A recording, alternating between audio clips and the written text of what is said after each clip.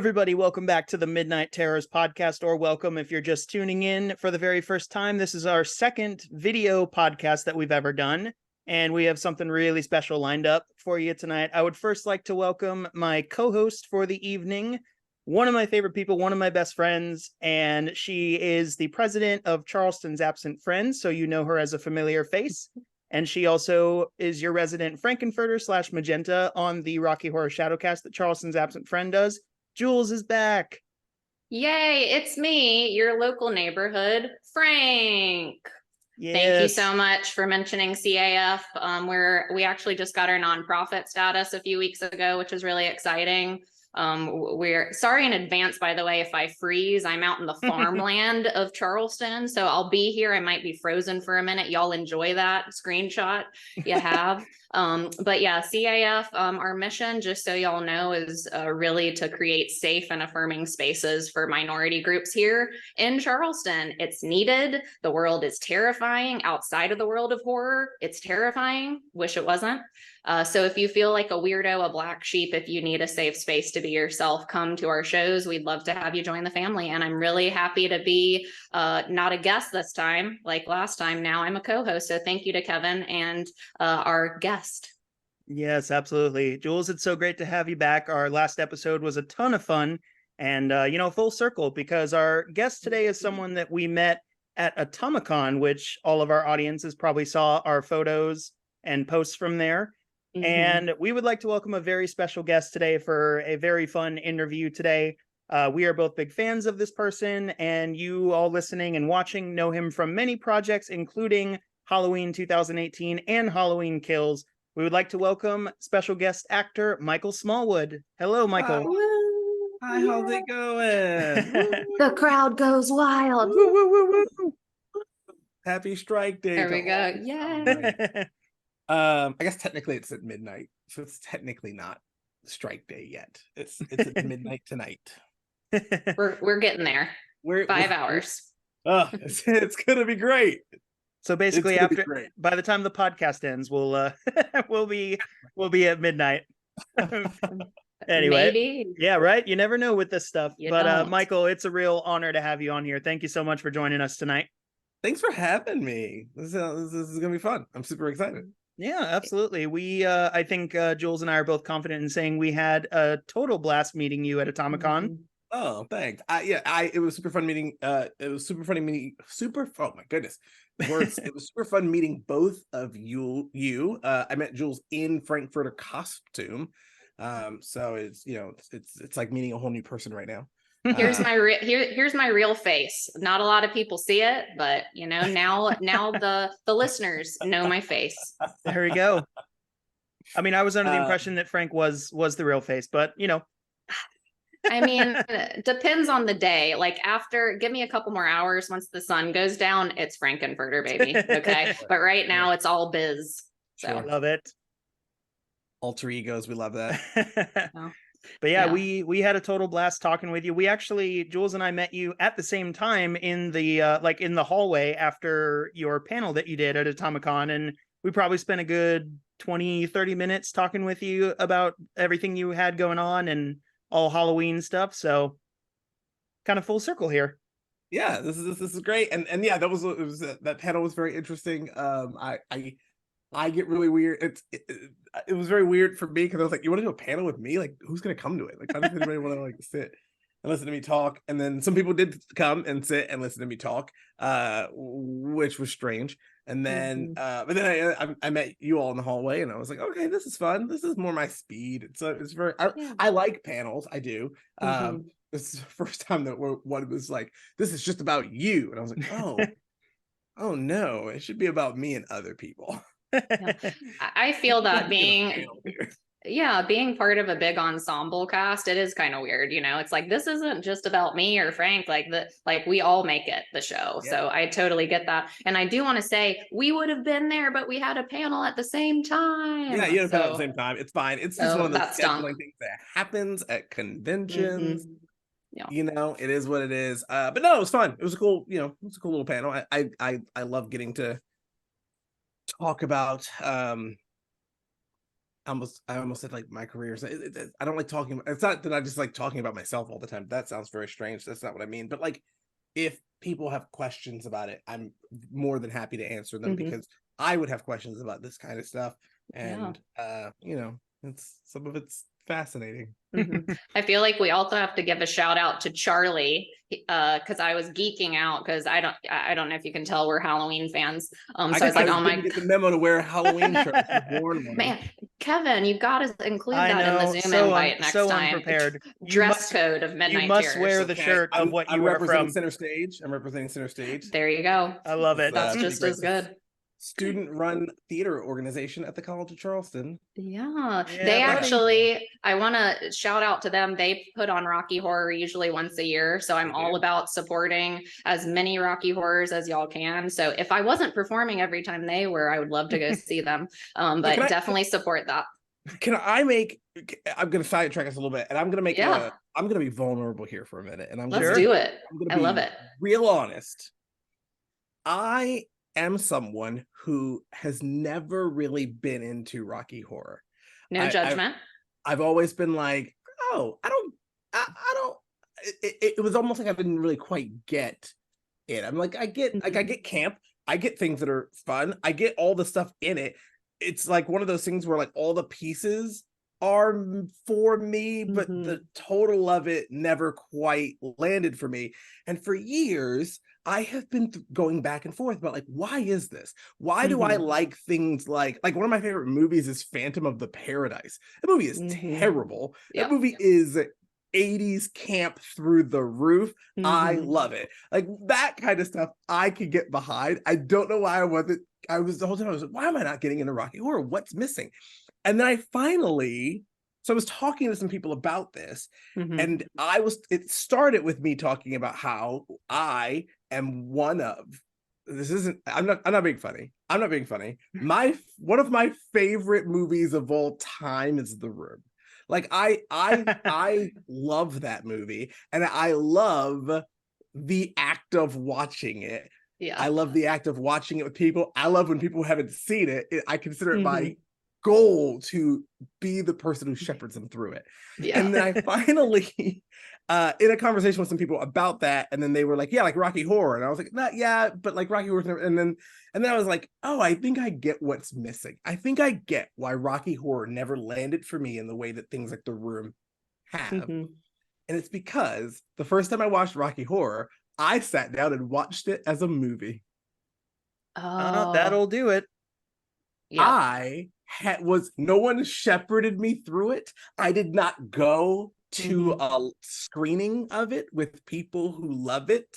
Like the actual like communal elements of Rocky Horror have never been a part of my understanding of the movie. Yeah.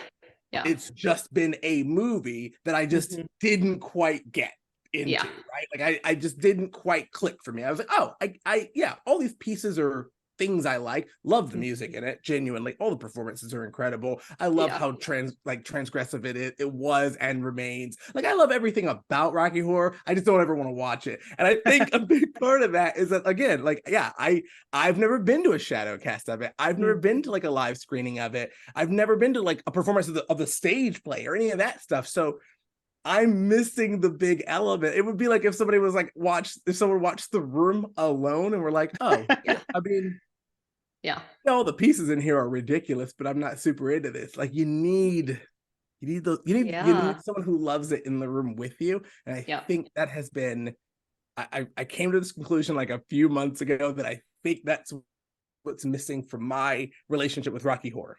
Well, you know what that means. You know what the next step is to give it a try is to go. I got to do it. I guess I got to go. I got to go to one of the shadow casts. I got to go to one of the screenings. I have to try it. I owe it to the movie. Oh, absolutely. If that's the missing link.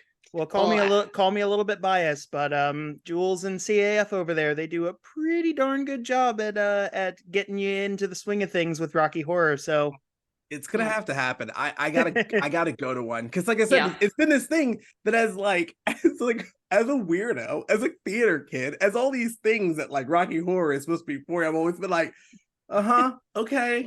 Yep.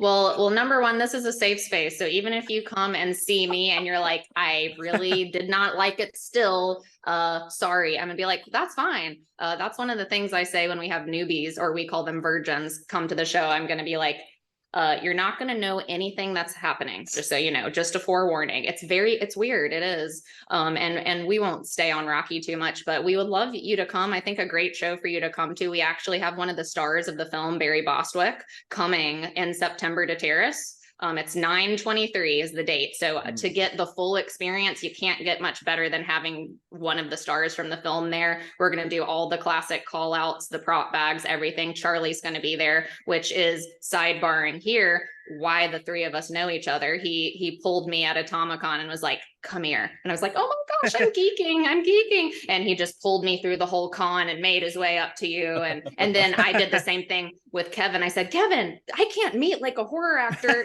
like without Kevin. Kevin, come here. So Charlie would be a really good guide for if you ever want to do it. But like I said, no pressure. We all have different tastes. So, but that is funny. That really is how it hasn't quite clicked with you. So.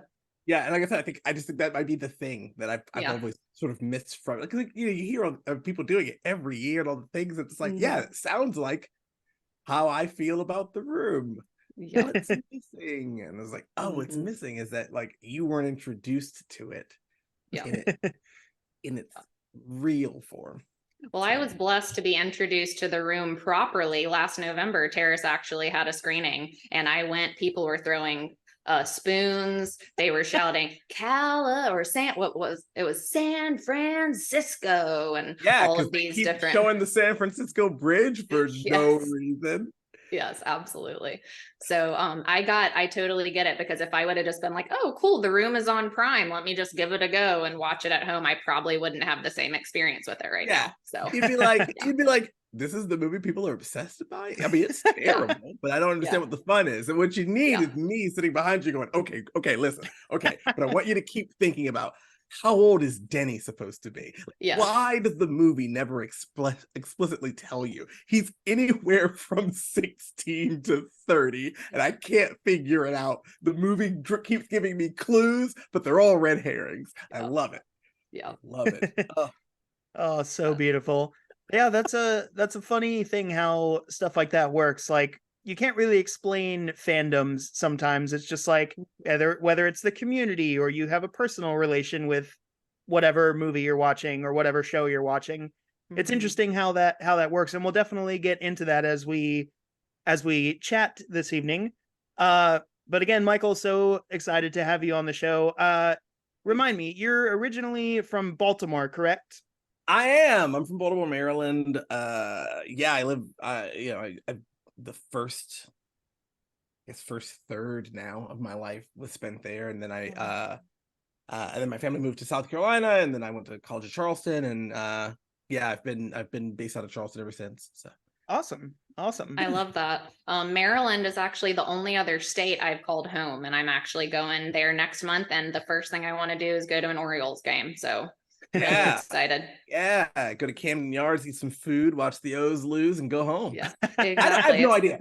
To be fair, I left Baltimore like decades ago. They could be good for all I know. Like, I don't know, right? But I just remember that's what we used to do. We used to go. We used to be there and be like, yep, Cal Ripken's still playing games. It's part of this record. And then they lose, and then you just go home. Yeah, it's part of the ritual, right? Yeah, it's part of the whole thing. It's a requirement that they must lose. They are not allowed to win. They're allowed to win. They just never did. I've never been to an Orioles game where they won. Hey, it's like being a Gamecocks fan here, right? You just go through a lot of hard years, lots of hard years, but you stay a fan. So, but yeah, that's nice to know you're from Baltimore. Maryland is definitely a place that has part of my heart always. So, where in Maryland are you from? So I actually lived in what I call the South Carolina of Maryland, Pasadena. Okay, I don't know where that is, but my wife's also from like the South Carolina of Maryland. Yes, but there was literally like South Carolina Avenue literally was like in our little town, but it's Anne Arundel. It's down there by the water. Yep. Yeah, I know that area. My wife's from like Frederick, Maryland. Okay. Okay, gotcha. I think that's maybe a little more Western than I was, but anywhere you go in that state, I mean, beautiful. I mean, seriously, I loved being there. So It's a good state. It's a good yeah. state. To be fair, as a living there as a kid, you don't know any of it outside of Baltimore, and you know that DC is there. Yeah. Yeah. Yeah, I just rode through Maryland for the very first time last year on my way up to New York, and it was pouring down rain the entire time. So I was like, this feels like home, but it's not, but it's a little bit cooler up here, which is nice. Yeah. Yeah, Yeah, I'll that actually is be up there nice. in August, so that'd be really cool. I haven't been Nice. I haven't been up that way in a long time, and Yeah. I've been trying to make it back to Baltimore because I'm dying for crabs. Like I just want crabs. Yeah. Yeah, it is. It's one of a kind up there for sure with the seafood. You think Charleston has good seafood, and then you go up to Maryland and you're like, oh no, they don't. So It's not even yeah, comparable. It's especially like, crabs. yeah, Yeah. it's like no. Yeah. Yeah. Beautiful.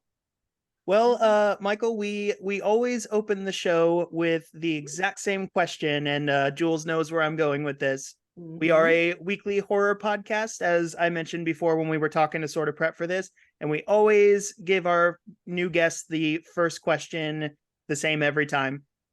As a horror fan, what was your intro to horror, and what movies messed you up in your upbringing of getting into horror? Ooh, good question. So I've got a very interesting relationship with horror. As a kid, it's I've been obsessed with movies for as long as I can remember, right? So movies have always been a part of my DNA, always been a part of my diet. Horror movies, obviously, as a kid, are these like mythic beings that you have to tread lightly around because some of them are okay, but some of them are absolutely gonna ruin you, right? So I'm trying to remember what my exact earliest horror movie would have been. I'm not entirely sure. I know my earliest memories of movies that I was like, I really want to watch that, but I really know I shouldn't, is like the Child's Play movies. Like I distinctly remember being like, oh, I want to watch this movie about the doll that comes to life, but I shouldn't. And then I saw and to this day it's the only franchise that I've still never seen all the movies for, or really any of them. But as a kid, I saw some of one of the Hellraiser movies. Oh yeah. And it freaked me out so much that I not only did I not finish that movie, but I have never rewatched it. I've never watched any of the rest of the movies. Like Hellraiser was just something that as a child I got scared away from, and then I have never gone back. Understandable that that first Hellraiser just coming right out of the gate with skin being torn apart Torture. and chains going into people. Like that's pretty gnarly when you're a kid trying to watch that. I also, and I don't even know, I don't know what movie this is. I feel like I've looked this up, and it could be one of like 3 or 4 different movies.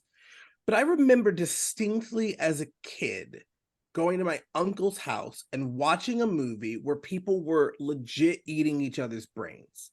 And I don't think it was a zombie movie. I think it was I can't remember what it was, but it was like, because it was like bright, like the scenes were not like dark, but they were like eating each other's brain, like taking people's brains out and eating them. And I remember that image very, very distinctly, like on a staircase, like someone has a brain eaten on a staircase, is an image that's been burned in my head since I was a kid who just was at his uncle's house. His uncle's just casually watching this brutally gory movie. But to this day, I'm still not entirely sure what movie that was. Like I said, I've tracked it to like maybe 3 or 4 different movies and never been able to be like, yeah, it's definitely that. Yeah, it's a hard thing to Google, like brains being eaten on stairs by all of the actors, and like how do you even begin to figure that one out? So there's some 90s movie out there that is the movie that has an image in my head. But then things like Gremlins, I really liked. Critters, I was super into as a kid. The first 2 Tremors movies. Oh yeah. But I mean, look, I'm becoming a teenager in the late 90s. Like it belongs to Scream. Scream's the first horror movie that I was like in love with. This is my movie. This is my horror franchise. I Know What You Did Last Summer was okay. Urban Legend is better. It's for me, it's all about the Scream movies. And then I kind of get out of horror. Like when I'm in college, the 2000s, the sort of turn into like the Saw franchise, the torture porn, the innumerable and incessant possession and ghost movies, like all of that kind of turned me off of the genre for a long time. So for a long time it had kind of become my least favorite genre because I just wasn't interested in any of the direction it was in. But then in the 2010s I start getting brought back things like Raw, things like oh my goodness, what is the name? It's the German one with the kids and their moms had plastic surgery.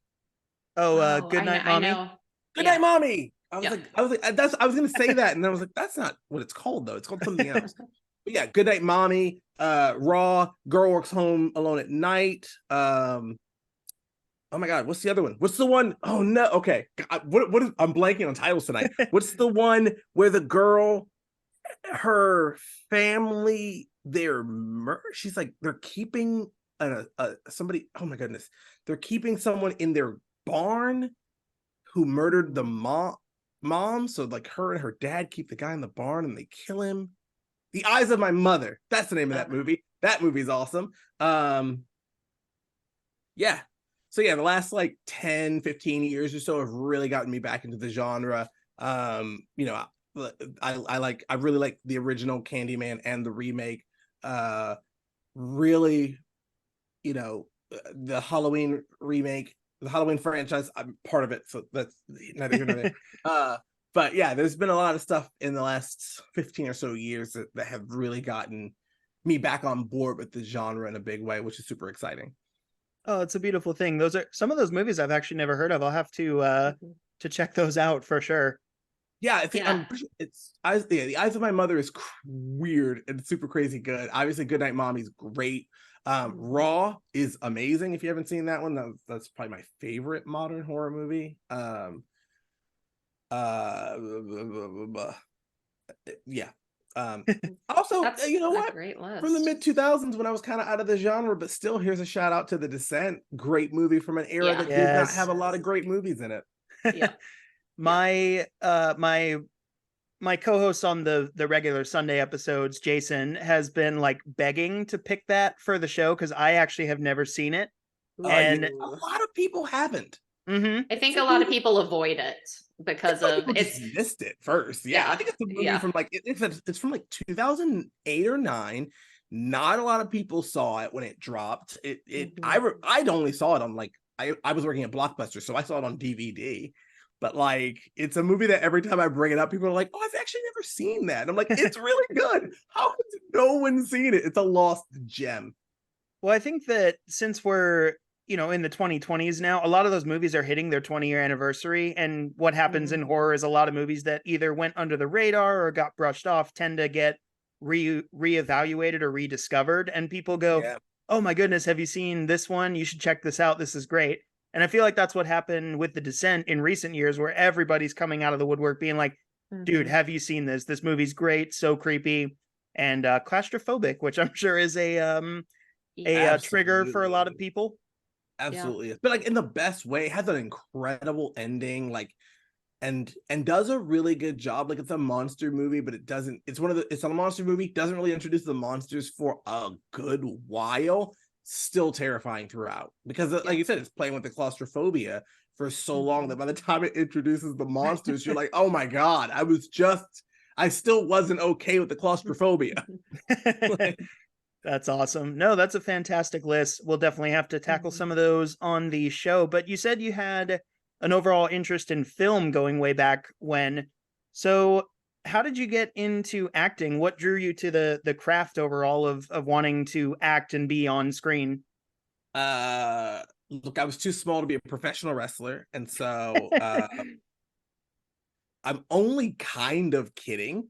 No, like I said, I've always watched movies. I've watched movies since I was a little kid, very young, and so movies have just always been there. And then, in the early 90s, as I'm starting to formulate ideas of like movies as this thing, I mean, there's kind of no way there's kind of no way to be a kid.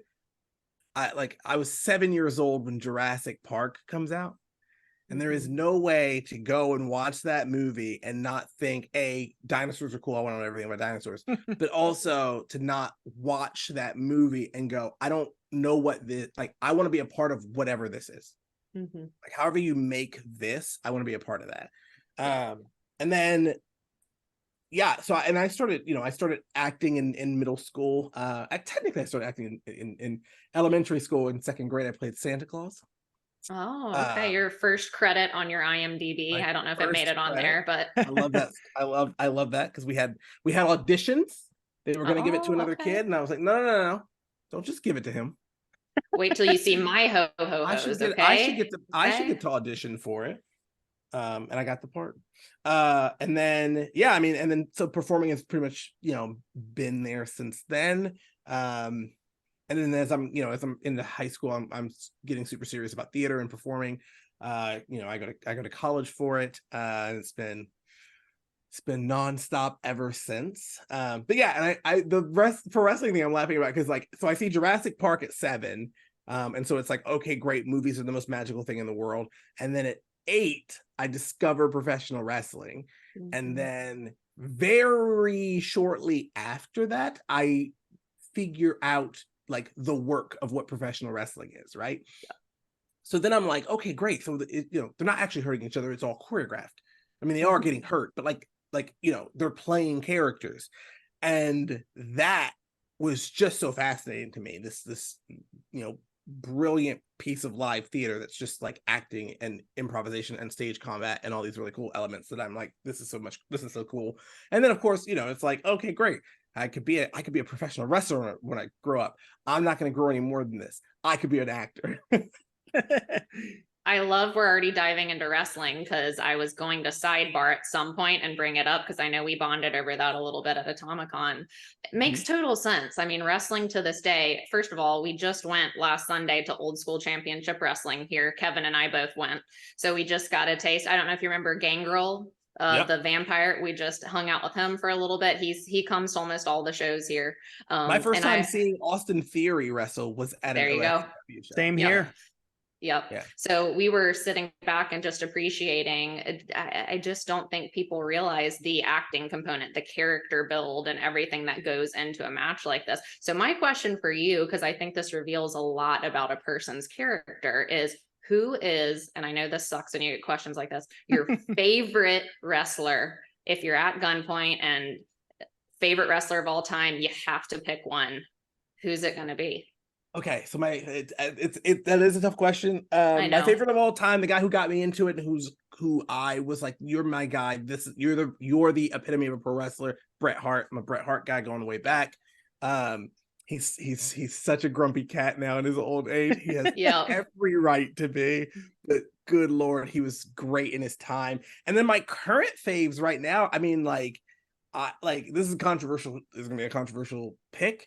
Not a lot of people, you won't hear a lot of people pick this guy, but I think when it comes to character work, consistent in-ring work that matches the character that he plays, that nobody's doing it better than The Miz. Nobody's been doing it better than The Miz. Oh yeah. He's just perfect as a professional wrestler. Like he's great. Like talk about like somebody who is full on, and like there are tons of people who I really love. I'm a big fan of Carmelo Hayes right now. I'm a big fan of obviously people like Asuka and Rhea Ripley and all these other great wrestlers. But like, yeah, man, you look at The Miz's work, it's just such consistently like wonderful character driven work. He gives it 1,000% at all times. So does whatever they need him to do, can kind of play any role they need him to play. Like, come on, that guy's great. And down to earth as can be. I mean, every time someone's meeting him, he is just like the nicest dude.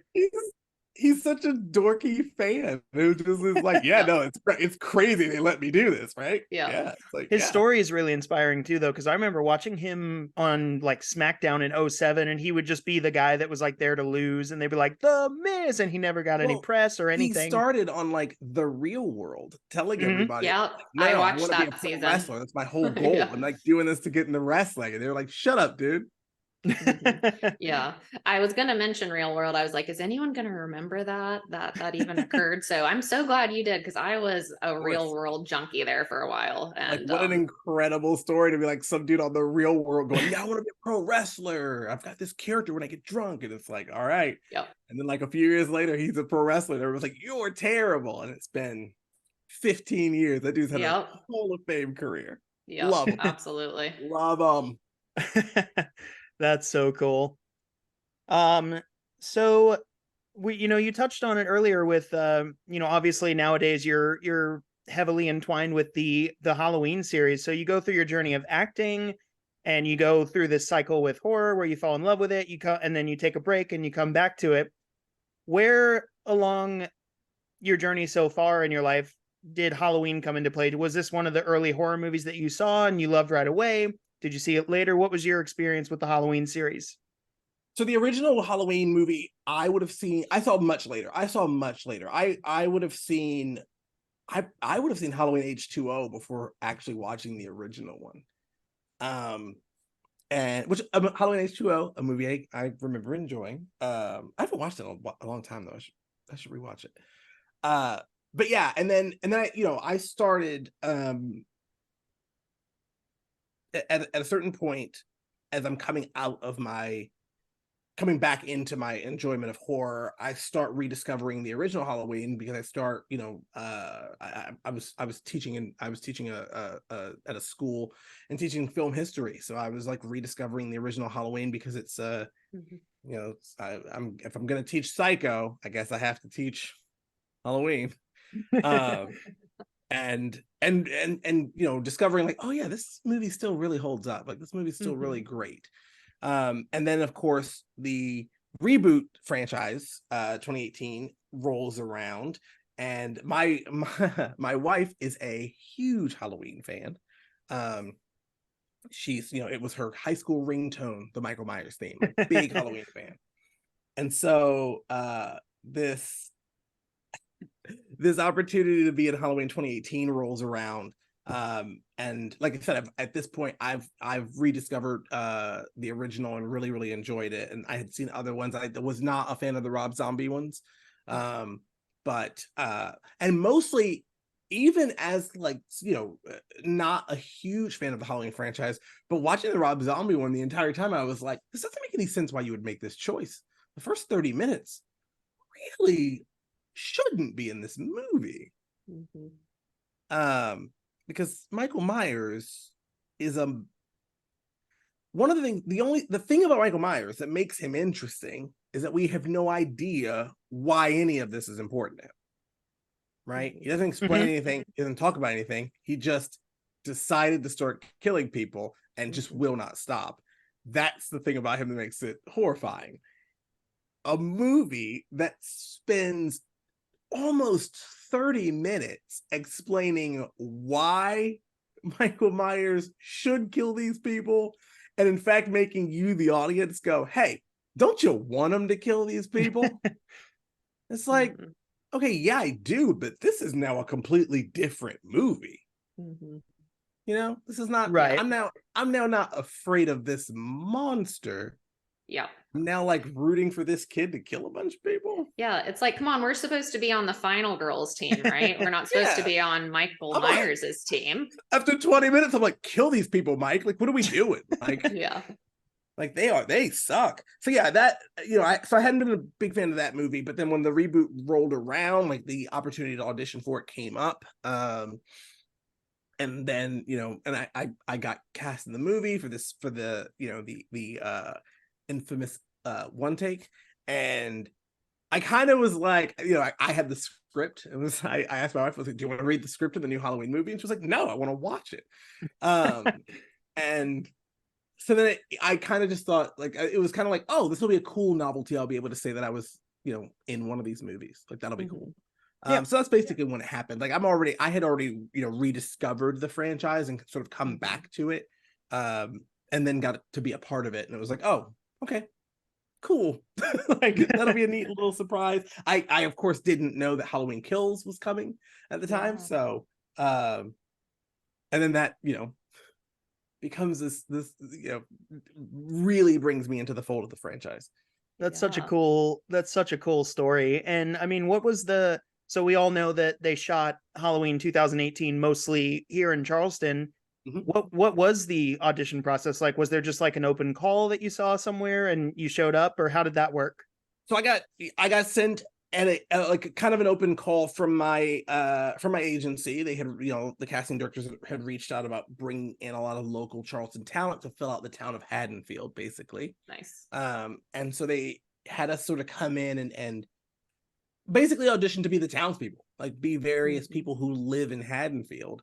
And we were kind of reading sides, but it wasn't so much about that. It was about like, getting the feel for different people who could exist in this version of the Illinois town. So and I, like I said, first coming in, I was like, oh, okay, this is kind of cool. And we got to do some like cool improv stuff, which was pretty neat. And then I'm pretty sure I like read a scene. I do not remember what it was or what it was about, but like I kind of was like, okay, cool. I got to audition for that. That was neat, Mhm. All right. Not really expecting anything to come of it. And then they, reached out and were like, hey, do you want to come and play this doctor? And I was like, sure, yeah, that sounds great. But yeah, that's really what it was. It was this sort of other projects, other shows, excuse me, have done that as well. Like have sort of, we don't really have a specific role in mind for people that we're auditioning. It is kind of like it's kind of an open call, but it's like an open, like we're trying to fill out characters. What are you, somebody that we could build a character around? And that's not, that's not that it's not a normal thing, but it's not unusual either. Yeah. That's pretty cool. It's like you can find people who actually fit it, naturally. So it sounds like, so you didn't know Halloween Kills was coming. So did they look back at the first movie in the trilogy and take some of those townspeople and develop these roles for the second one?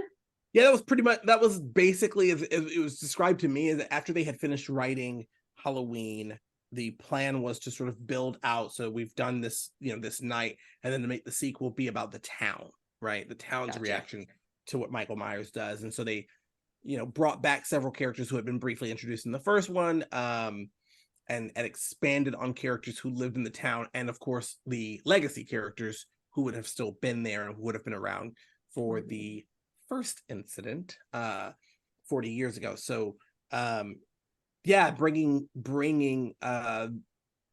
Carmela McNeil, who plays Vanessa, and I back was a matter of being like, well, we had these two characters that we sort of didn't find out where they went, so let's track where they went and what the rest of their night was like, and sweeping us into using us as new characters, as members of the town, to sort of sweep us into this intrigue with all these returning legacy characters.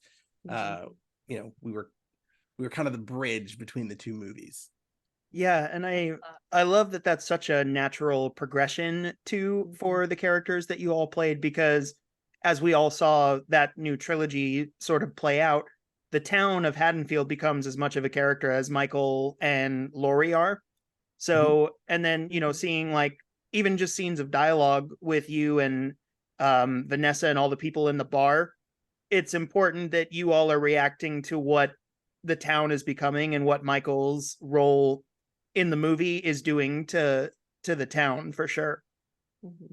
Yeah, it was an interesting sort of narrative to track this idea of, violence and how it seeps into community, particularly like a small community, right? You have this one event, it's going to affect certain people forever, but it's also going to affect that town, the lore of that town for a long time. And then, if that sort of violence and anger comes back, it starts to seep into other people, and then over time, even in the future, right, we see it in Halloween Ends that it's seeping into people who aren't Michael, and how people treat each other when those sorts of wounds are still open and festering.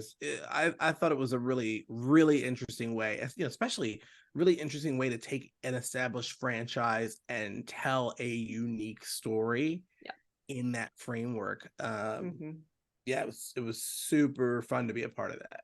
That's amazing. And I want to ask you about the infamous one take that you mentioned before from Halloween 2018. That shot, to me, obviously for people listening, it's the shot where it's one take of Michael walking down the street, the kids running into him, and him just doing his thing, walking through this town on Halloween night, and then starting his rampage. That to me is so quintessential Halloween. And I saw another interview, Michael, where you talked about Halloween being, something you really enjoyed growing up. So how was shooting that one take scene for you? Were you just in heaven with all the Halloween stuff going around? What was that experience like? It's fun. It was a neat, we kind of had the costumes on. The thing about shooting a one take, right, is that that's the whole night. Like just that one shot is the whole night. And it is a lot of like, you have every single piece has to be set. So basically, you get these like bursts of prep and bursts of setup. And then it is, okay, all right, we got you set. Now we have to go set this part. Now we have to go set this part. Now we have to go set this part. And then it's like, okay, great. Now we can do it all. It was very strange because it was like January. It's sort of like, it's an overnight shot. Everyone's in Halloween costumes, like just different like Halloween costumes. And the whole time it's like, it's January. Like we're all kind of cold. Yeah. It's overnight and like mid to late. I think it was late January. But yeah, it was very weird to, one day you're just like going about your regular day, and then the next evening it's suddenly Halloween. Yeah. Like they've turned an entire block of town into just Halloween. Mhm. Is a little weird. Like the first time you do it, like, oh, Yeah. this is okay, all right. That's very weird to exist in right now. But yeah, Sounds like a dream. I want it Right? to be Halloween Town can pop up in Charleston any day of the year, and I am here for it. So yeah, and it was really cool, and everybody had like really cool costumes, and I think they all brought them. I can't remember if they were like you have to bring your own costume. They also had costumes who were providing people, so it was just like stuff from all over the place, And then you look over, and then it's like, oh, that's like Michael Myers. That's weird. I would like to petition for them to do another movie, do the exact same thing, because me, Jules, and you will just we'll all go dress up and and go hang out in the scene. there you go. So I've been joking. I've been joking because obviously the wonderful Nancy Stevens, right, has been in this franchise from the beginning, and has now died twice, right? Like she dies in Halloween H2O, and then she dies in Halloween Kills. So we were joking on set. We're like, Nancy, they should just like I guess they're just gonna kill you every 20 years. Like, is that the plan? And she was like, yeah, I guess. And I was like, you know what, Nancy? I'll take over from here. They can kill me 20 years from now. Like I'll come back in the next reboot, and then they can kill me again.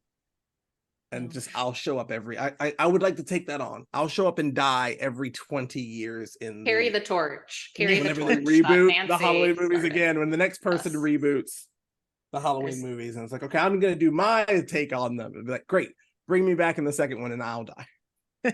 Yeah, well, you bringing up your death scene, that was one of my favorite stories you told us at Atomicon, was how you were, I don't want to give anything away, but basically filming that whole scene and that experience where you were maybe, I don't know, left somewhere for a little bit longer than you maybe would have liked to be left.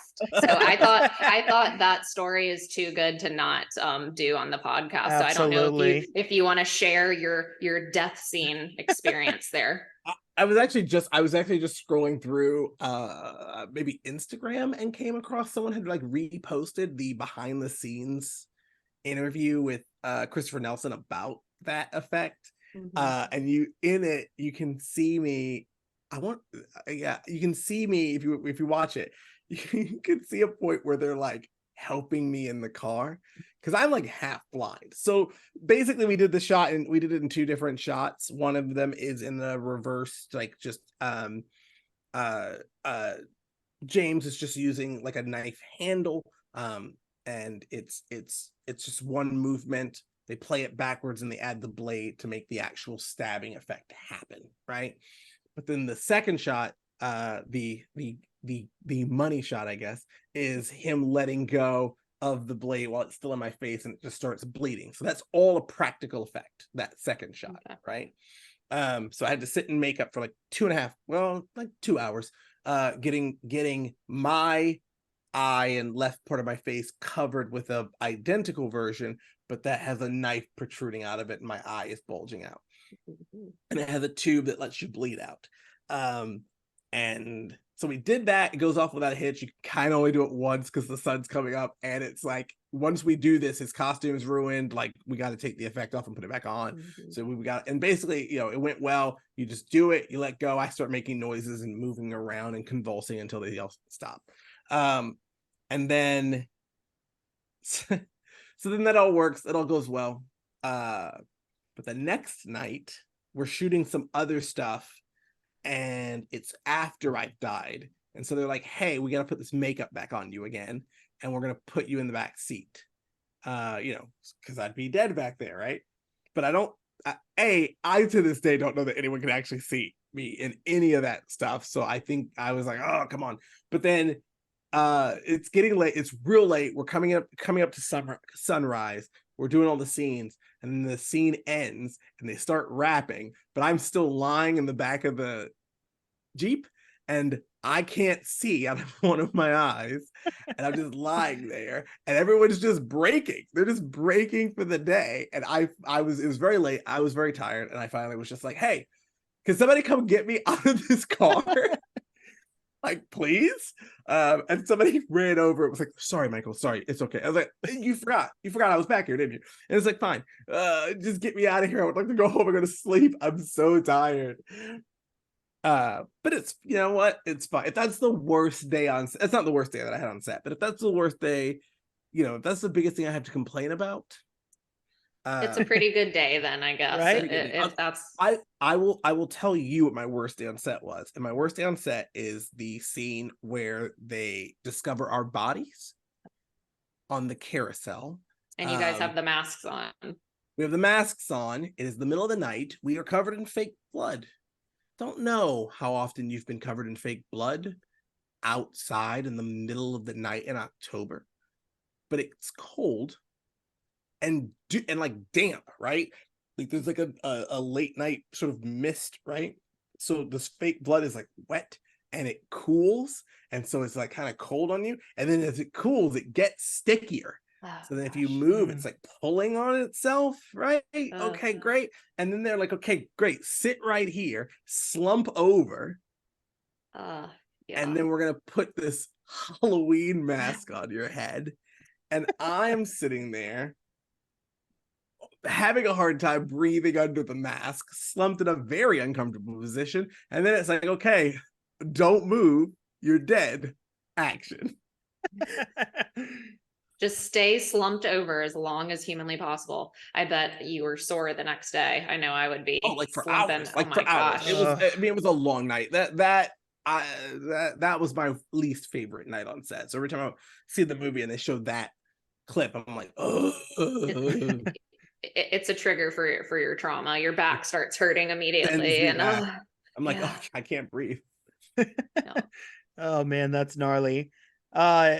I mean, so earlier on I mentioned the dialogue that you have with, you know, your wife character Vanessa, and just with people in the bar, and as you all are discovering the escaped mental patient that, you know, is hiding in the car. All the dialogue, you know, seems very natural, especially in the bar scene where you all are kind of like reacting to what's happened on that night and hearing about Michael. And I know you said you got to do some improv for the one take. What were the takes like for, you know, stuff like the bar scene and all the build up before the deaths where you're talking? Were you getting to riff with people that you were around, or did they say these specific lines? How did that usually go?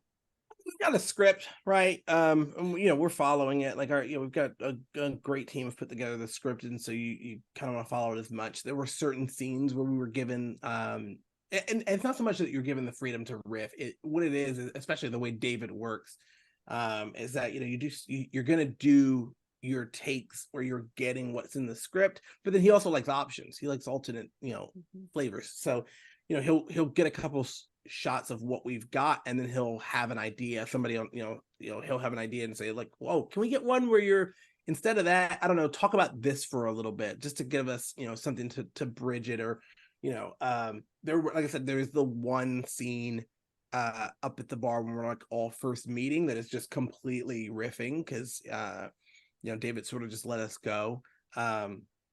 But yeah, no, for the most part, we got what was in the script. Like we talked about certain things. We all of that stuff is sort of building because a lot of that stuff too is like telling the story of the movie. There's certain scenes that you can sort of go off and riff on, but then there's certain scenes where like somebody has to say these things so an audience understands what's happening. Yeah, there's that thing called plot. Sometimes Right. it matters a little bit, not in Rocky Horror, but in everything else, it usually matters a little bit. And like so the bar scenes, not when we're first meeting, but the bar scene where we're all like watching the video, like I mean watching the news, like all of that is exactly what was in the script because it kind of had to be. Yeah. That's amazing. And did you shoot, everything in order? Did you go from bar to outside to death scene, or did they kind of do it like as they were able to? No, we went in order of location. So we did the bar stuff. And then we shot in no, we didn't. I'm sorry. So we did the bar stuff, then we did the car stuff, like the car, the park, the death scenes, all that, and then we did the hospital stuff was later. Okay. So it's a little, the hospital bits of us arriving, coming up and joining the posse and all that stuff. Like that was later. That was after we had already done the deaths and everything. The driving around stuff is the driving around us all in the car driving around looking for Michael Myers. That is over 2 different weeks. Some of it some of it was the first week, some of it was the second week. Okay. Mm-hmm. Yeah, that's interesting how they always do that. Whenever you hear behind the scenes and they're like, "Oh yeah, we shot like the big ending first and then we went backwards." It's like, "Oh, that's interesting how they do that type of thing." Logistically, most movies aren't shot in order. That's a very rare occurrence. Mostly because it is it comes down to schedules, it comes down to locations, like how much time you're spending at each location. Most movies, like the best you'll probably get is like shooting in location order. Like we shot all the stuff in here, shot all the stuff here, shot all the stuff here. But for the most part, you don't shoot a movie in order. It's not impossible, and I've actually done it. I've shot movies that have been just shot in chronological order, but it is very rare. Oh wow. Yeah, that's interesting. And so you touched on James Jude Courtney, who plays Michael Myers in the film, and I've heard he's a very lovely human being. And so who were some of your favorite people to work with on set? Oh man. Like James is great. He's such a pro. He's such a great essence playing the shape, but I mean, he's also just like a gentle, like very smart, very loving dude. Just really enjoyed my time with that guy. I like him a lot. And I want to see him soon. Hopefully I'll see him I'll hopefully see him in October. So he's great. Super fun getting to work with him. Nancy Stevens, I love Nancy. She's one of my favorite people. Love Carmela. Like Carmela's incredible. And I mean everybody was great. Like there wasn't anybody that I didn't enjoy working with. And Anthony Michael Hall is I mean he's Anthony Michael Hall, right? Like that's just an iconic dude, legend. Yeah, like I had like a realization at one point because I had they had been like, "We're bringing you back for this movie," and I was like, "Great, I'm going to be in this movie." And then I think it was like someone had mentioned to me, because I guess I had missed it, that they had cast Anthony Michael Hall. So I had heard that and was like, huh. And then that information just left my head. So then a week and a half later, I was like, wait, Anthony Michael Hall's in this movie? Wait, I'm in a movie with Anthony Michael Hall? Okay. It's a dream you didn't even think to ever have, and then there it is, and Right? wow. Yeah, and how wonderful is it when you actually like the people that you're on a project with? I mean, that Yeah, makes all the difference in the world. The energy of the film, I can only imagine, is dramatically improved with that. So that's great. absolutely. Kyle Richards, again, like great Richard Longstreet, amazing. Love him. He's so good. We had an incredible cast, and like um everybody is super cool. Dylan's super cool, right? Like everybody in that Like, movie is great.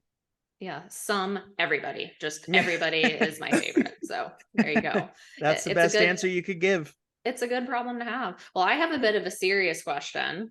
Okay. So I know it's like just prepping everybody. So you've already touched on the theme of Halloween, just evil, it changes shape.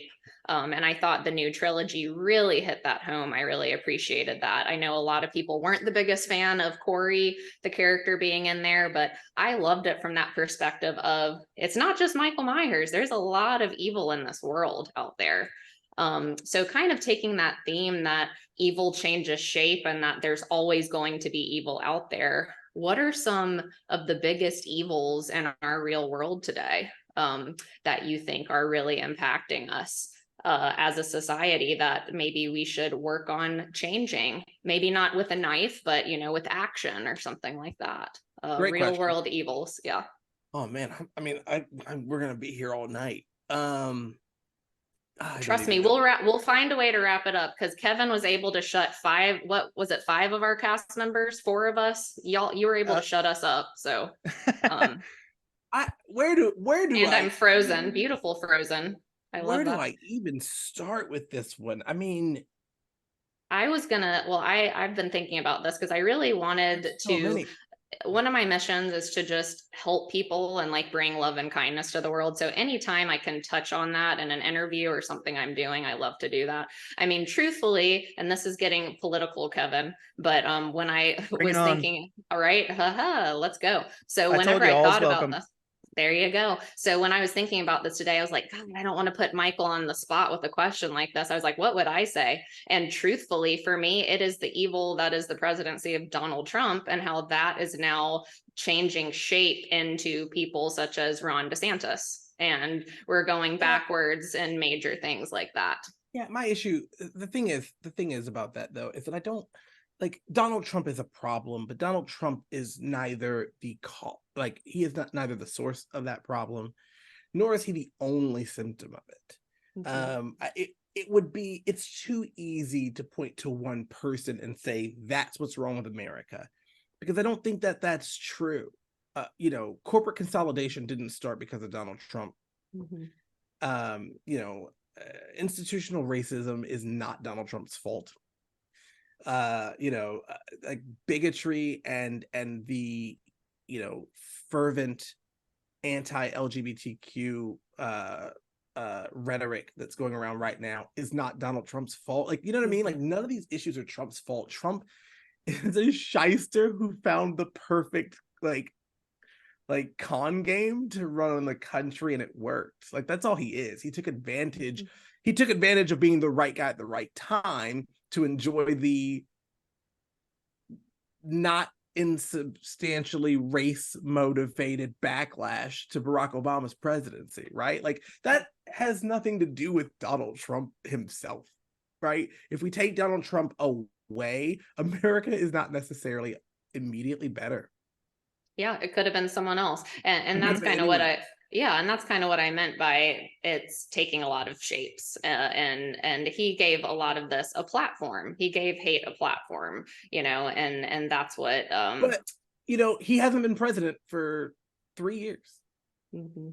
Things aren't getting, I can't point and say that like Trump's out of there, so racism is calming back down. It's not. Oh no, it's not. I can't point and say that Trump's out of there, so capitalism is getting better. It's not. I can't, you know what I mean? Like, I think the biggest issue, I don't think the issue is, I think Donald Trump is the symptom of a larger issue. But, and I do think Donald Trump is a it took advantage of a lot of those things to acquire power, but anyone can do that. I think that's what's happening a lot in our democracy right now, and the way that people are running for and securing positions of power is by capitalizing on something that is running pretty deep in parts of the country. I just think that like it would, because here's the thing, unfortunately, if it were just Donald Trump's fault, it'd be real easy.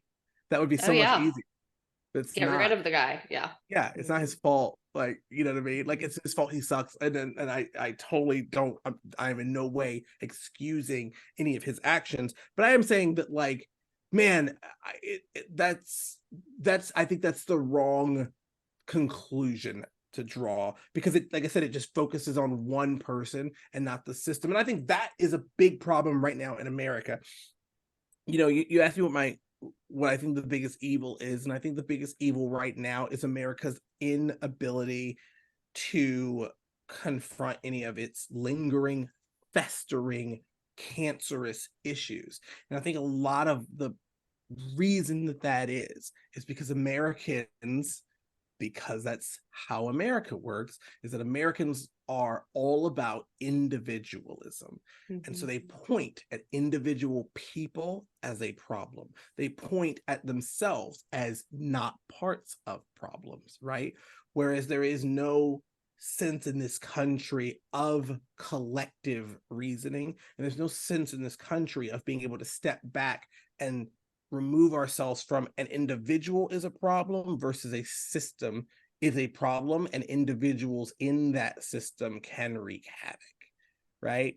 Like is like us having law enforcement and peacekeeping is not inherently bad, but the systems of law enforcement and peacekeeping that we have are problematic. Individual cops in those systems become quite problematic. Sending one cop to jail doesn't solve that problem because the system still works, right?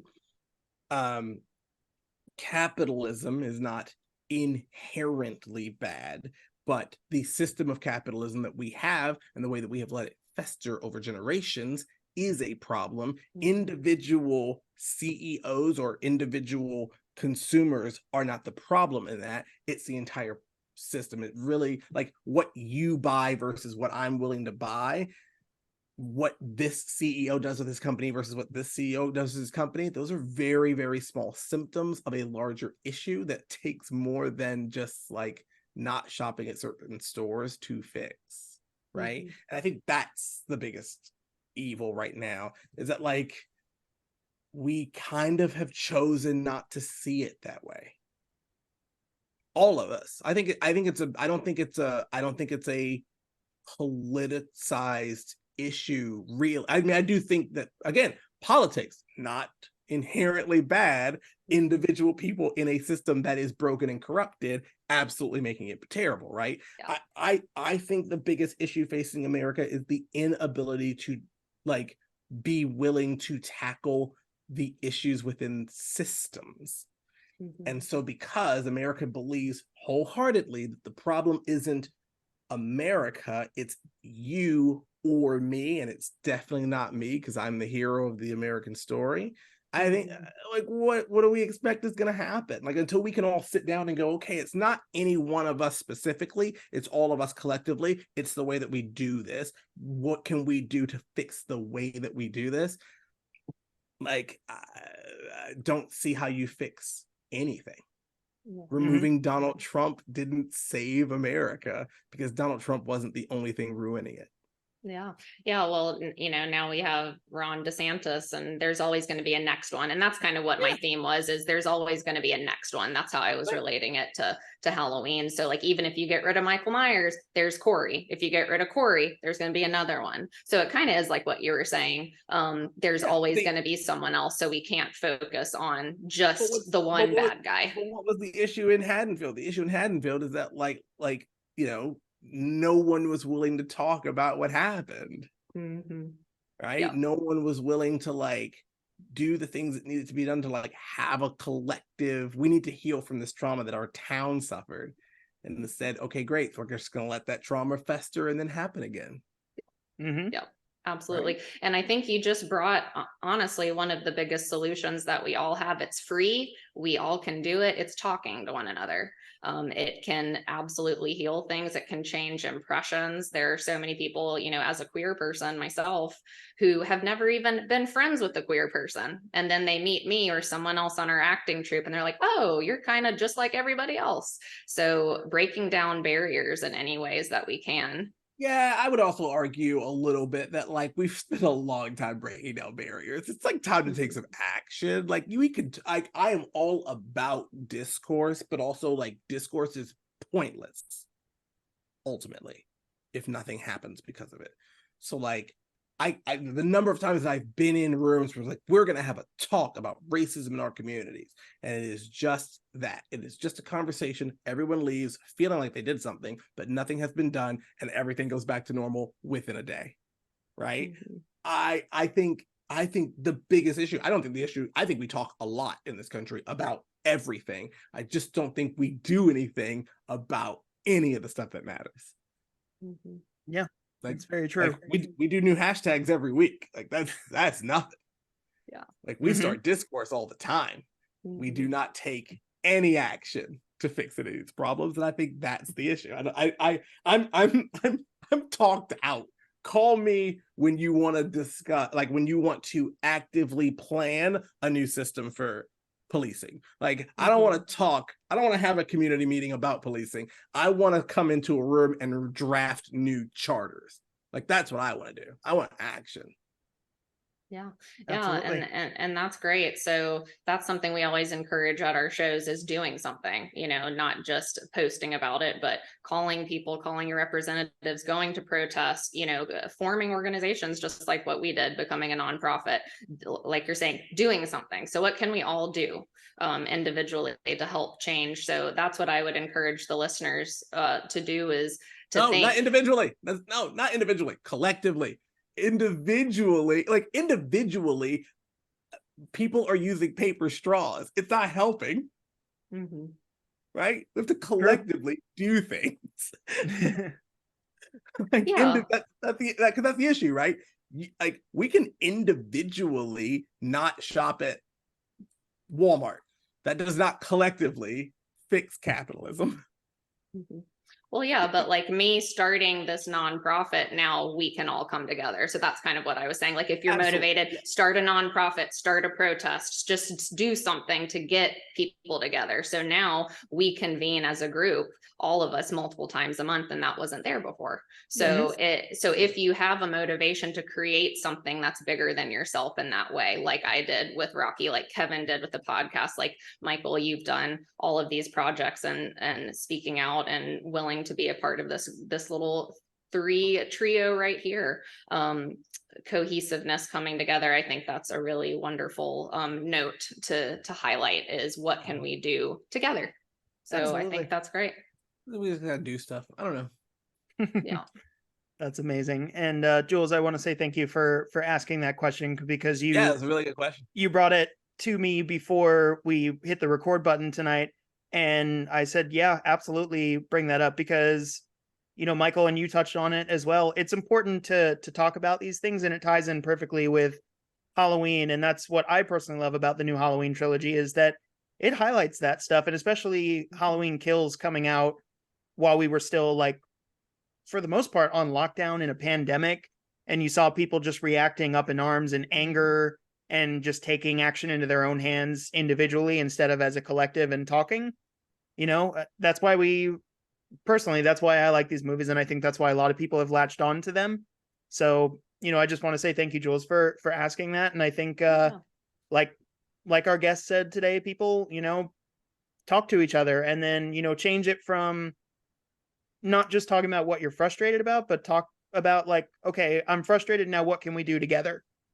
So I think that's an important message to give to our listeners for sure. And that actually ties into my next question, Michael, regarding Halloween as a whole. We've touched on the different iterations of Halloween. Rob Zombie kind of has a backstory for why Michael Myers is the way he is. Some of the sequels give a backstory, and they go in different directions as the movies go on. But at its core, you go all the way back to Halloween 1978. Michael is a vessel for evil. And I was actually talking with Jules about this maybe yesterday during our planning meeting, or in somewhere in the build up to this, where I had heard on another podcast that John Carpenter based the character off of just people that he saw in the world that to him were pure evil at that time, coming off of, especially, you know, in 1978, coming off of like the civil rights movement, and, you know, just seeing people doing, you know, terrible things to each other. Mhm. And that's kind of where that inspiration came from, per that podcast discussion about Michael. And, you know, going into these new sequels, we have these themes that we just touched on, with Jules's question, but I kind of wanted to throw it to you to ask, for you personally, what do you think it is about these Halloween movies that keeps people coming back to them time and time again? Because, you know, so many movies, I'm sure, you know, Halloween Ends won't be the end. We all know there'll be a reboot or a distant sequel or something like that, or a reimagining. And people, you know, always want more, whether they hate a movie or love a movie. They're always coming back to Halloween, even if they're just rewatching the original or an older sequel. So what to you personally is it that, in your opinion, what brings people back to Halloween time and time again as a franchise, do you think? What I love about Michael Myers is that, and I think what hits I don't know, I'm talking for people. You listening to this might not agree that this is what people get out of Michael Myers, but I'm gonna say what I get out of him, and I'm gonna extrapolate into other people. What I get out of Michael Myers, and what I think is so fascinating about that character, is that, you know, all these different characters over all these different movies say all these different reasons that he does this, or what he is, or, you know, pure evil and all this other stuff. But I think what makes Michael Myers fascinating, and what makes it in 1978 that movie hit people so hard, is that it is a villain in a movie that is completely empty. Mhm. Like, Michael Myers is a void, right? We do not see his face. He is covered in a mask. We do not see what he looks like. The mask itself has no personality. It's not Jason's hockey mask, right? That evokes a monster, right? It's not Freddy Krueger. No, it's just nothing. It's an expressionless mask, right? On somebody who doesn't run, who isn't a monster, right? He's just a tall dude. He takes his time. He doesn't really seem to feel pain. He doesn't really have like an MO. There's there's not like certain people he kills, or like if you come to his hunting ground, he kills you. He's just decided that these people have to die, and that he's going to kill them. And we get the sense that there's really nothing he gets out of it. You know what I mean? Mm-hmm. Side note, one of the scariest things that I have heard in any piece of media is in Attack on Titan, the anime. I don't know how familiar people are with Attack on Titan, but if you don't know, it's an anime about a world where humanity basically lives in these in a walled off community, because the world is infested by giants, like these giant humanoid creatures called Titans that eat humans. In a throwaway scene in season 1 of Attack on Titan, they're like in a classroom, and a teacher's explaining the Titans, and he says in a throwaway line, the Titans eat humans, and then he mentions briefly that they find piles of human bodies later, that it seems like the Titans just eventually regurgitate the humans. They don't eat other animals. They mentioned that. They don't eat deer, they don't eat anything else. They just eat humans. And then eventually later, they regurgitate the humans. Meaning they're eating humans, but they do not need them for food. And that is the scariest thing anyone has ever said in a piece of media to me. And they blow past it. And I think it is horrifying. The idea that this thing hunts human beings, eats them, but then just vomits them back up because they don't need them for food. Hunting and eating them is just the thing they do. Mm-hmm. Michael Myers just hunts and murders people with seemingly no point. He's empty. He's an empty void. And like all these movies, from the first one on, Donald Pleasance through the sequels where they tried to explain that he's like some possessed demon through Rob Zombie spending 30 minutes trying to explain it. I think what's fascinating about the franchise and why people keep coming back is because people, audiences, directors, writers, everyone is fascinated by trying to fill that void. Everyone's like, I gotta know why he's doing it. At some point, they're gonna tell us, right? Like, it's so fascinating, and like they always do, and no explanation has ever been satisfying, because of course it wouldn't be, because none of them feel right, and ultimately it doesn't matter, right? Like it does, like him needing to kill Lori, right? And he's her brother and he needs to kill Lori, doesn't explain all the other people he's murdered at all. At all. Doesn't explain it at all. Him being possessed by some ghost and there's like a cult making him do it. Like, it's like, okay, but was that true when he was a child? Like, this does not hold water, right? Again, Rob Zombie's movie, making him murder the family, doesn't explain all the people who get killed later. It just doesn't explain this empty void that for some reason murder seems to be the only thing driving him for, and it doesn't seem to fill him, and we don't get any explanation. With a character like that, how can there not be a franchise with 12 movies in it? Like, you know what I mean? Like, how will people not keep coming back? Because you're just gonna keep, they're searching forever for the reason why, so Yeah, it keeps you hungry for more. you'll keep projecting it back on. Like, Jason's story is pretty clear. Freddy's story is pretty clear. You know, like, but Michael, man, like, he's empty in that first movie, and there's been 12 movies since where different people have tried to fill that emptiness for us, and we're always going to keep coming back because no solution is right, because there is no solution. He's just empty. That's And so true.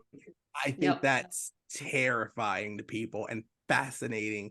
The idea that there don't have to be explanations for things, and that there is no counter to it. It just is.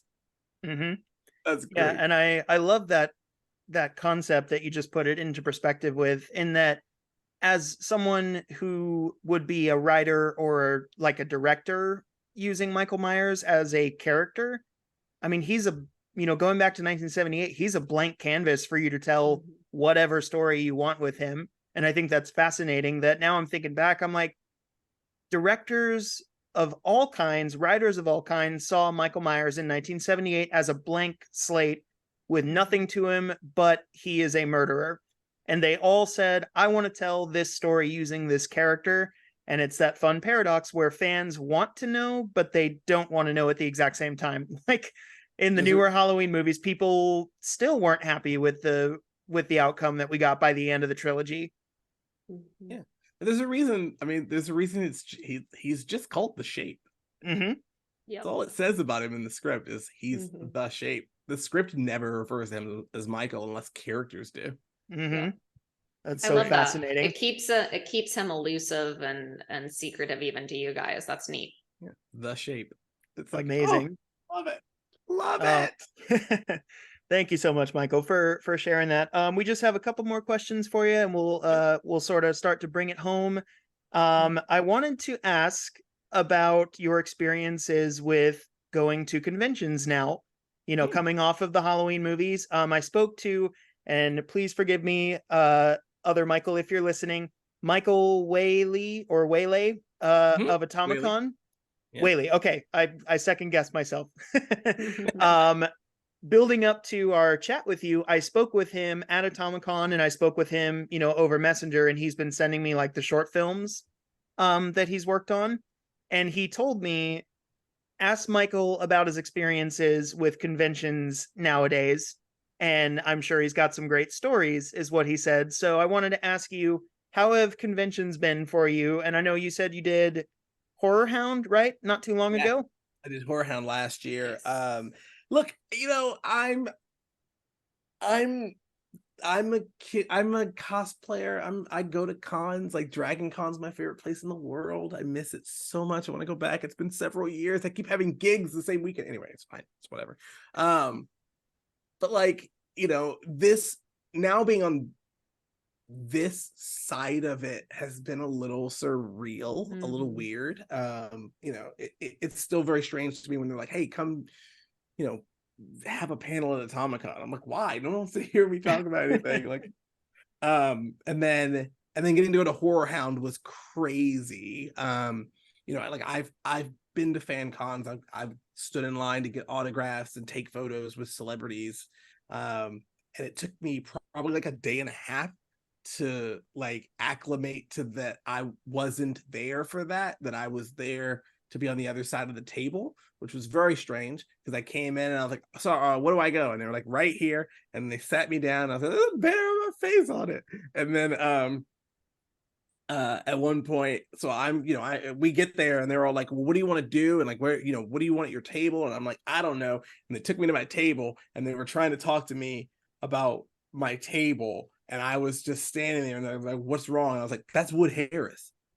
And so they were like, yeah. I was like, that's Wood Harris. I don't know what do I do? Do I go over to, like, they were like, and they were probably like, do you want to just go meet him? I was like, I can't just go meet Wood Harris. Like, what? How long? What's his line like? Do I have to stand in line? And they were like, no, we'll move you past the line. I was like, wait, you're gonna just let me meet Wood Harris?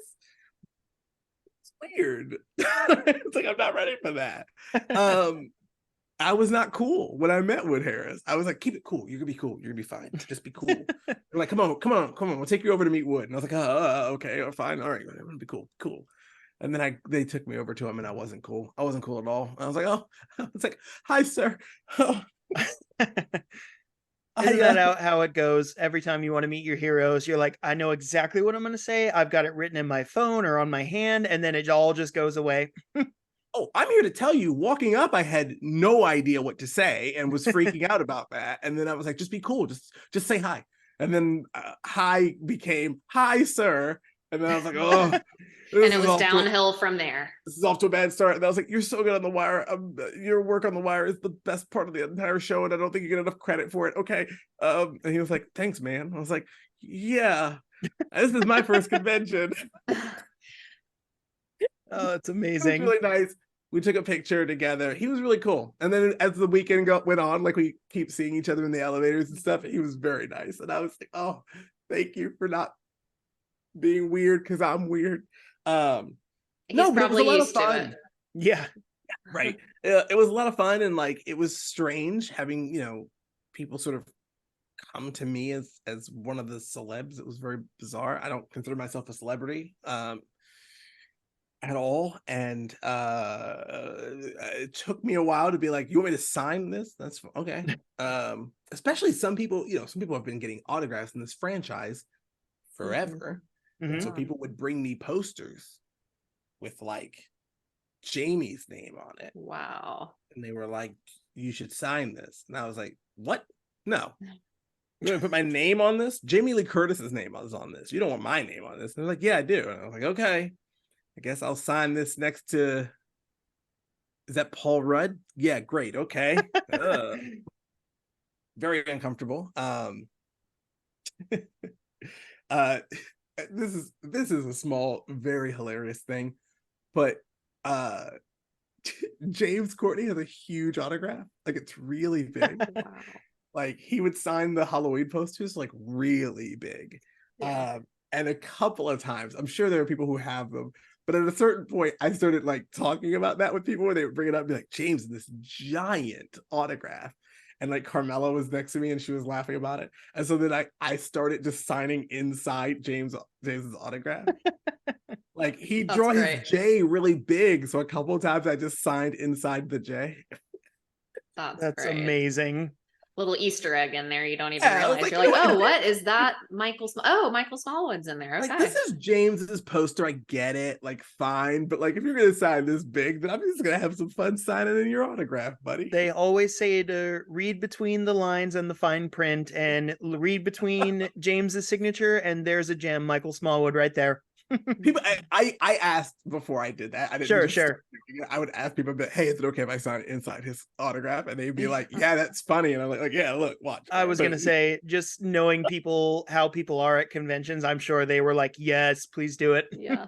Well, that was Yeah. nice you got consent though, because I'm sure there are fans who want their posters a certain way, and that's each their own. Yeah. Listen, and they will tell you that, and they will come up and be like, no, sign with these pens. Great. Yes, sir. What do you need? And like, Absolutely. where do you want me to I always ask, like, where do you want me to sign? And if they're like, they don't care, then I'll sign somewhere. And if if they're like, no, here's a very specific thing. Especially the people who bring you those things that like they've clearly been working on and getting a bunch of people to sign. I'm always like, okay, do you have a spot for me? And a lot of them do. A lot of them will bring you the thing with like, here, I marked exactly where you can sign. Great. Love that for me. Love that. Here you go, buddy. That's awesome. No, everybody was great. Everybody was really cool. It was a lot of fun. And I'm excited to get to do some more of them. Yeah. Absolutely. I think there's one I'm going to do this year, but I haven't been announced yet, so I'm not in time. I can't say. I'm not going to say anything until they like. I know how that is. You're definitely going, but I do really like them. They were a lot of fun. Like it's just cool to like see everybody. Like we did a panel at Horror Hound, which was a lot of fun with all of us from Halloween Kills, and that was an absolute blast. If I'm at your convention, you'll probably find you'll find me roaming around at some point, look like just being a nerd like everybody else. I in fact, so this is silly, but like they, whenever they do merchandise and stuff, they don't send it to us, like or whatever. So like I don't have, and I really want one of the Halloween Kills steel books that they had like right when it first came out. I just didn't order one in time. And so I'm like, oh, I really still want one of those steel books. So at the next convention I go to, I'm gonna go to like vendor tables and be like, hey, do you have one of the steel books? Can I buy it? Nice. Beautiful. That'll make somebody's day when you're coming and buying that from them. So like, you don't have one? And be like, no, I don't. Oh, also, so people will bring you stuff and it's like, I didn't even know this was a thing. Like, I didn't know that they had made like vinyl records of the soundtrack. Didn't know that until people were bringing them to me to sign. I was like, what? This is a thing? I want one. Like, oh yeah, that Halloween music, man, people will eat it up. I had no idea. So the next con I go to, I think I'm just gonna go to all the vendor tables and I'm gonna just buy some Halloween Kills stuff that I don't have. Like I've got some stuff, but like I've got all my like very specific like crew rap stuff. But like as far as like the general merch, I don't have any of that. So I'm like, oh, I want a vinyl. It's orange. I'm pretty sure. That that's cool. The record itself is orange, cool. And like Kevin and I are vinyl nerds, so I might have to go get one of those at some point. I'm a vinyl nerd. I've really gotten into it over the past few years, like buying vinyl. I really like doing it. I've actually got some like stuff that I'm like, this is pretty rare, actually. So yeah, but yeah, no, I'm gonna have to go and so next time I'm at a con, if I show up at your vendor table to be like, hey, can I buy the steel book and the album of the movie I'm in? Give me a good deal. Yeah. Give me a discount. Hopefully you'll be hooked up. Give me a discount. I'll sign a bunch discount of stuff if you give me a discount on. Just start making trades. I'll sign these two things for you. You just give me these two. Great. There you go. Beautiful. Well, Jules, did you have anything else you wanted to touch on with the Halloween movies before we start to wrap it up?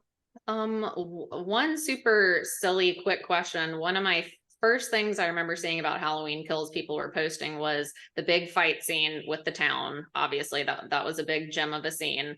And one of the ladies showed up to fight with an iron. Yeah. And people were ripping that to shreds. So I don't understand. She's my favorite character. And she should have been the star of Halloween Ends. Right.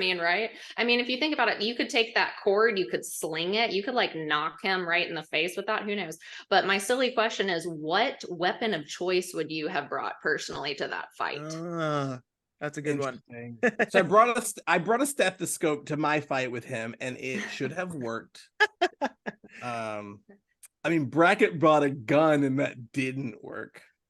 I'm going for rocket launcher, I think, at this point. Like, I think we just need the biggest something, because the traditional weapons, maybe we should go with an iron at this point. I don't know. You know what? I'm gonna go a slightly different direction. Okay. And I'm gonna go with a fencing rapier, because Michael Myers is big and he's, powerful, but I bet his form is weak. I bet I could like, I bet if we dueled, I bet I could get him. Yeah. Like his footwork's all off. Probably. His stance is terrible. Clunky. Like, I bet, me and a rapier just one-on-one with Michael, I'd dance circles around him. Oh, I believe it. I believe it. There you go. That's the follow-up movie in 20 years is you show up and that's your fight, and then you get killed again. I'll get killed again. Yeah. Yep. He'll just grab the rapier and just break it because it's a There you go. So I don't think I'll make it very far in a Halloween movie, but I guess I can at least try to slow Michael down. Speaking of footwork, I will bring just a bag of Legos and just pour them behind me as I There you move, go. and Michael will just step on them and and hurt his feet or fall down, and then eventually he'll catch me, but that'll at least slow him down and I'll get more screen time, I guess. I don't know. Is he lactose intolerant? We could just be like, hey, Yeah. drink this milk. Or... Yeah, we need to get creative, I think, because all the usual stuff isn't working at this Hey, point. Michael, I've had this shrimp for 3 weeks. Here you go. There you go. Give him a tummy ache and just take him down. Yeah, they should have hired any of us to do the writing, and Michael would have gone down. Evil would have died. Absolutely. Whoever does the next Halloween franchise, I'll do some touch-ups on the script. Just give me a pass. Just give me one pass with the script. I guarantee people will be like, weird direction they went. Very weird. Very weird. Like, it almost became a comedy in the third act. It was very strange. Yeah. It was very bold of them to have Michael Myers show up at Kevin Malone's house. Like, it was very weird. I love there that. you go. I mean, yeah, that's the way to do it. The trending tagline from Halloween Kills will come true. Evil will die tonight. Oh my God. God. You'll be all set. Legit, though, that would be a great crossover movie, though. Halloween Alone. That'd be great, right? Yeah. Beautiful, Oh my gosh. beautiful. I love it. That's amazing. Love that question. That's awesome. Well, I had one more thing that I wanted to touch on, and this was actually brought to mine and Jules' attention by Mr. Charlie. Shout out to Charlie, future guest of the show, coming very soon. And he showed us a trailer for Live Screamers. And we are both fascinated by this trailer. And I know it's still, in the works, but I wondered if you would just maybe touch on it with the audience and, let people know what this entails, because I think it's fascinating. So very excited about this movie. It's going to be hitting the festival circuit this August. Although I don't think, no, they haven't officially announced where we're premiering yet, so I can't say that either. But I have a good idea of where we're premiering, I guess I should say. But yeah, so Live Screamers, it's a sequel. It's a sequel to 2019's Live Scream by Michelle Iantuono. And this movie follows a YouTube channel of gamers called Janice Gaming, who are sitting down for a let's play of a game that is like an early access independent game called House of Souls. I think that's what it's called. House of Souls.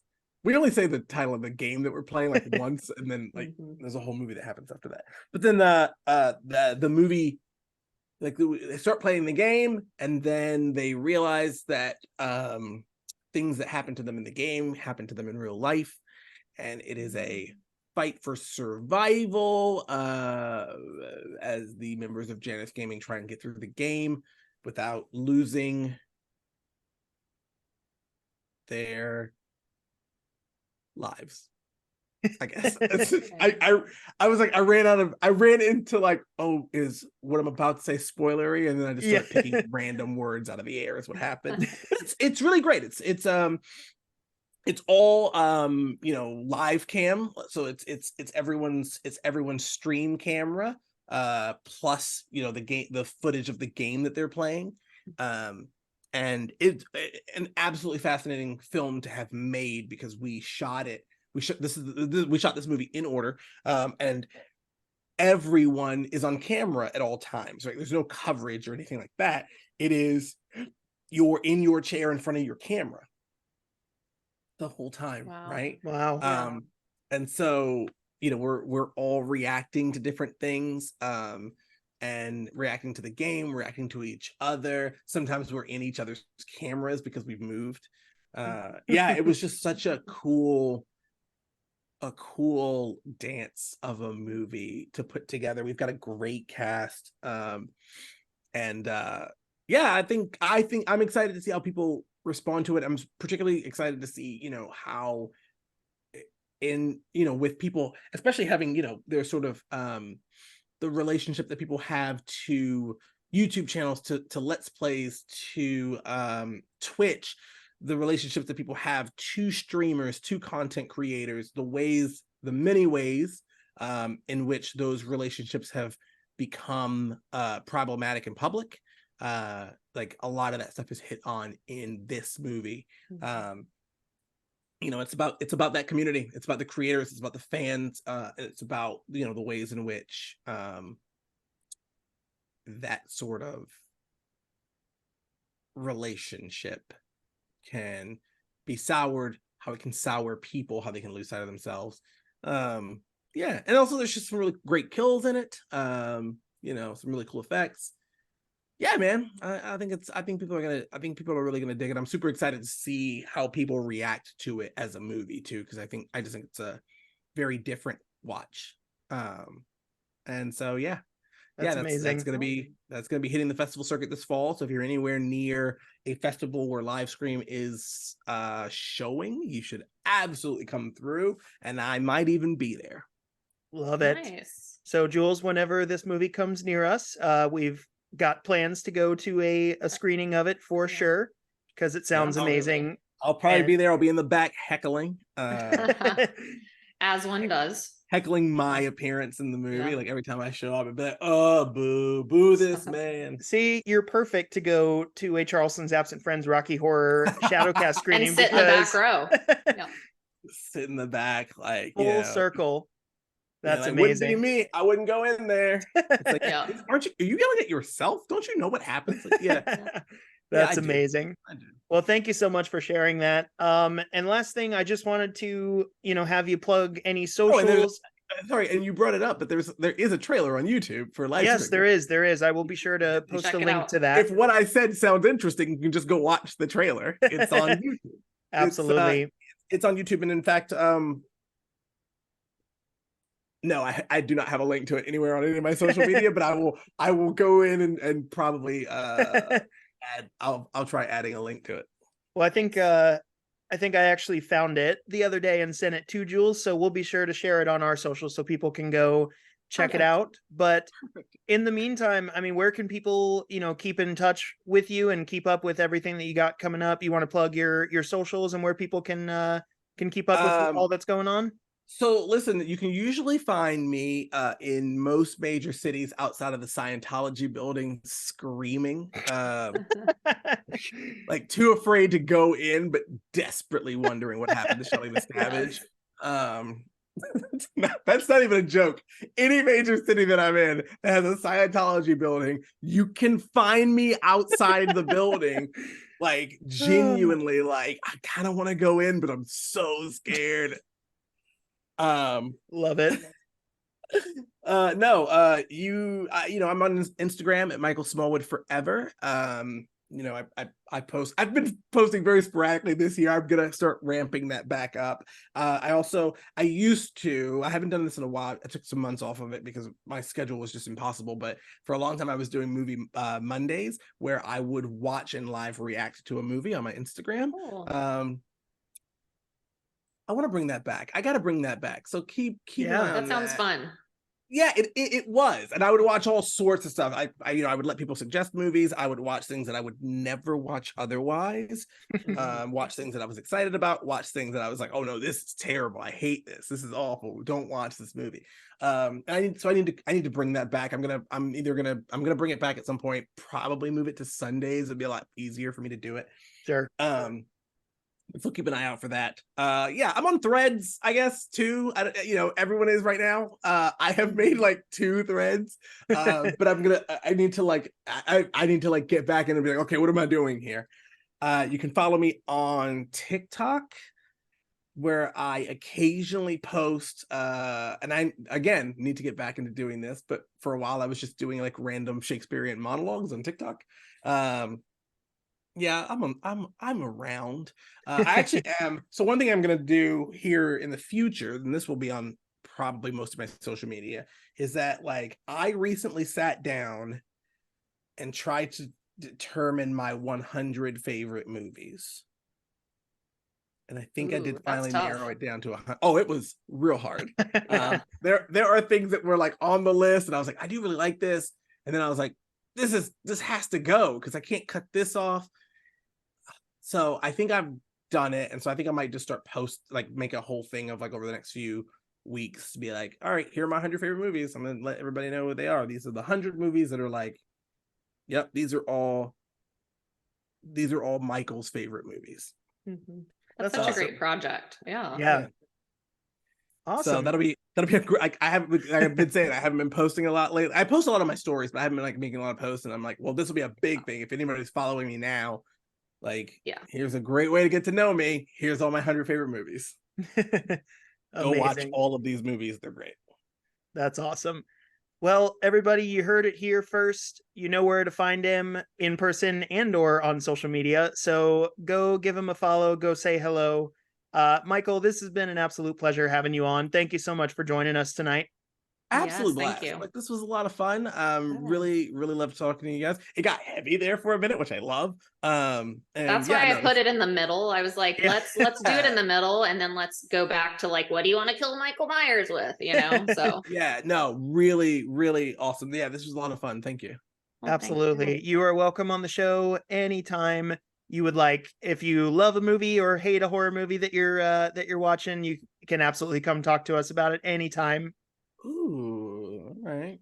Look, I will say this. I'll say that anytime if you, I would be more than happy to come back on if you at any point end up talking about any of these obscure weird horror movies, especially like, oh my god, especially if like I don't know if you ever get around to talking about Raw, I'd love to come back on. Oh, I yeah. love that movie so much. It's on the list officially right now. Mhm. We're gonna do it. I love it so much. So I'm feel free to reach out and be like, have you seen this? Like, oh yeah, I'll come Yeah. on and talk about that movie. What up?